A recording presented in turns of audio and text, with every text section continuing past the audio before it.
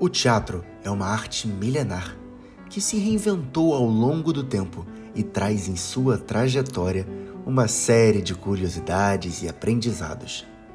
Esse é o tema que será abordado em O Teatro, da Grécia Antiga até o Streaming. Bom, até agora nós falamos da Grécia, com o surgimento do teatro, no episódio 1. Falamos da Itália, no episódio 2. E terminamos nosso último vídeo no final da Idade Média. E hoje nós vamos começar falando do período elisabetano na Inglaterra, que compreende o reinado da Rainha Elizabeth I, de 1558 a 1603. Esse período é considerado a Era de Ouro e é o auge do Renascimento naquele país, com os maiores destaques nas artes. No reinado da Rainha Elizabeth I, a Inglaterra conseguiu assumir o posto de potência mundial, já que a Espanha, que mantinha o cargo, estava em decadência.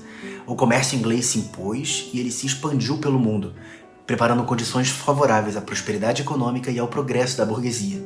Esse foi o momento no qual o teatro elisabetano cresceu, e autores como Shakespeare escreveram peças que rompiam com o estilo com que a Inglaterra estava acostumada. A reforma protestante e o humanismo introduziram novos elementos nas representações. Foi através de grupos de atores mambembes, como falamos no outro episódio, que surgiu o profissionalismo teatral. A Rainha Elizabeth I deu proteção ao teatro da época. Ela amava os teatros populares.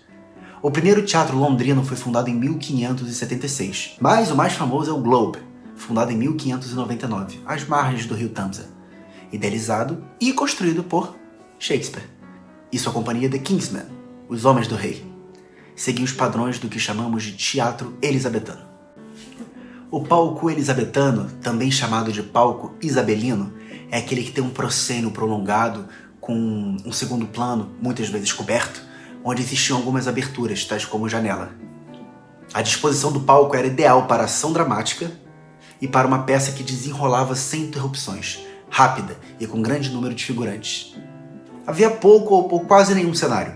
Os papéis femininos eram representados por rapazes, pois naquela época as mulheres ainda não podiam representar. O Teatro Globe não era coberto. As apresentações só ocorriam durante o verão. E também eram suspensas quando havia algum surto de peste, o que era frequente naquela época. Então, para sobreviver, a companhia fazia turnês pelo interior. Inclusive Shakespeare faz referência a isso em Hamlet, quando um grupo de atores mambembes chega ao castelo de Elsinore para uma apresentação. Olha, esse pode parecer um episódio dedicado, exclusivo sobre Shakespeare, mas é que não tem jeito, ele é considerado um dos mais importantes dramaturgos e escritores de todos os tempos. Seus textos estão até hoje, e eles são retratados assim com frequência no teatro, no cinema, na TV. William Shakespeare, ou Will para os mais chegados, ele escrevia diferente do que os gregos faziam. Ele era adepto do sofrimento do herói na cena. Ainda que inspirado por aqueles valores do teatro clássico, as tragédias shakespearianas têm uma diferença marcante, que é a morte e o sofrimento do herói. Nas tragédias gregas isso não acontecia. Bom, e aproveitando que eu falei um pouquinho aqui sobre a estrutura dos palcos elisabetanos, eu preciso mencionar uma coisa aqui, mas antes eu preciso voltar para a Itália rapidinho. É que nós estamos falando do período do Renascimento, que surgiu na virada do século XV para o século XVI, e o homem passou a ocupar o centro do universo. Surge então nessa época a noção de perspectiva, que dá o tom de pintura. Dos quadros para os palcos muda-se então o espaço cênico. Até então era usado pelos gregos e foi adaptado pelos ingleses. Dessa forma, criou-se um espaço em que foi possível propiciar à plateia a noção de profundidade e perspectiva. Em torno ali do ano de 1630 é inaugurado em Veneza o primeiro teatro público de ópera, observando os novos moldes impostos pela pintura renascentista.